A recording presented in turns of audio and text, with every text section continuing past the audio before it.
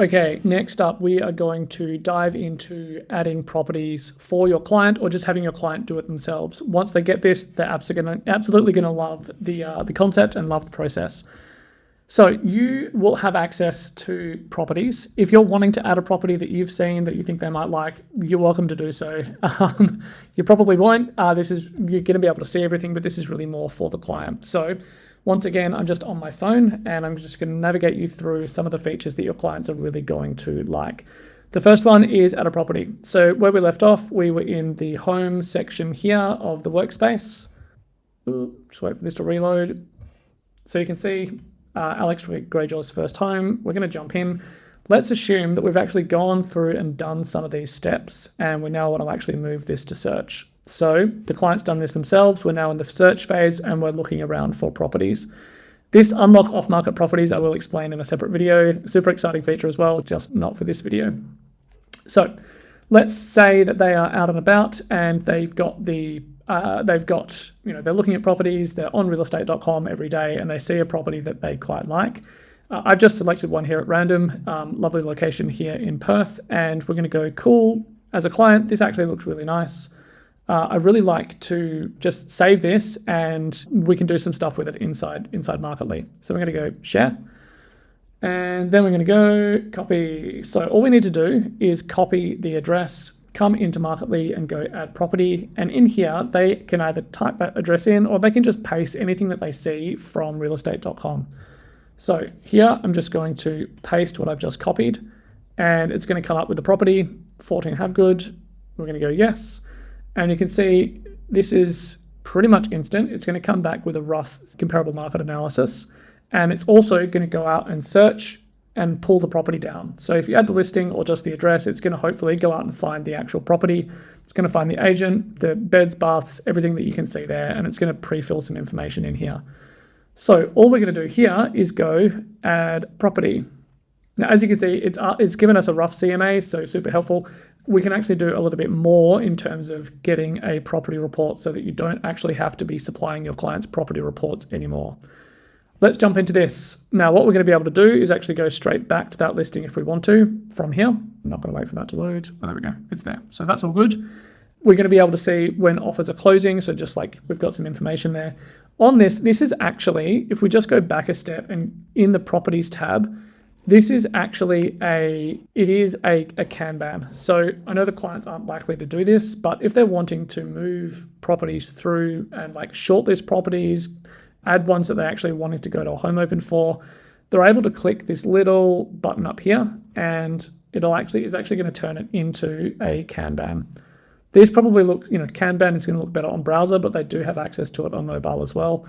Let's just go back to the list and the Kanban features or stages are reflected in this little drop down here. So new, shortlist, home open, offer prep, offer, rejected. Let's go into this one. We're going to be able to see the agent details. Funnily enough, it hasn't pulled through all of the agent details there. We've only got half of the mobile number. So that's an interesting one I'll take a look at. What we're going to be able to do on each property that we actually add is do a whole bunch of stuff. So let's say we want to have a look at property details. Now, let's say that we are wanting, let's say the client is able to actually add some information in here to determine, according to the deposit that you've entered, what they think, what the repayments are going to be. So let's say they can enter a property price of 3 mil, deposit of $200,000. That's the pre-filled information that you have entered. Interest rate is the interest rate that you've entered. Same with the loan term. They're able to change this if they want to, but first time buyer, yes or no, it's not going to make much of a difference for 3 mil property. What it's actually going to do is give them some repayment figures. So purchase price, stamp duty, extra costs. Typically, we've actually just pre-done it at around 1%. Total cost less the deposit that they've got and the loan amount. Now, obviously, there's nuances to this. We make it very clear this is just an estimate. It doesn't give the loan to value ratios. It doesn't give any of their specific pre-approval details. So maybe they can only go to 90%, 80%, whatever it is. What it's designed to do is just give them an idea on their monthly repayments so that they're not potentially constantly bugging you about what repayments are going to be for different prices. You can see I'm trying to solve my own problems here and trying to solve the stuff that we sort of not get frustrated at, but we would like to help the clients help themselves with a little bit more. So interest only, they can see what the repayments will be, interest only. And again, we want to make it very clear that, you need to go back to the broker to actually determine some of this to get proper results. On each of these property pages, you're able to move it to shortlist or home open, offer prep, etc. The most valuable one, I think, for most brokers and for most clients as well is going to be this Get Property Report. So if we tap on that, this is going to go out and source data from Microburbs. That's who we've partnered with. It's going to go out, it's going to poll this property, and it's going to start building a report that your clients can actually view.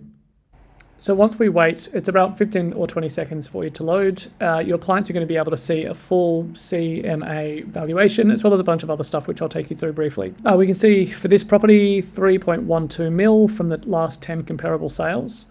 If we scroll down, we can see what those properties are. We'll also get a bit of a suburb summary, property details, market insights, zoning, risk factors, nearby schools, properties that are currently for sale nearby and what the asking prices are for them if they've got those asking prices attached, demographics, cultural background, suburb insights, and listing history for this property if that's available as well. So there's a huge amount of data that your clients can now pull down automatically rather than having to wait for you to get a property report for them.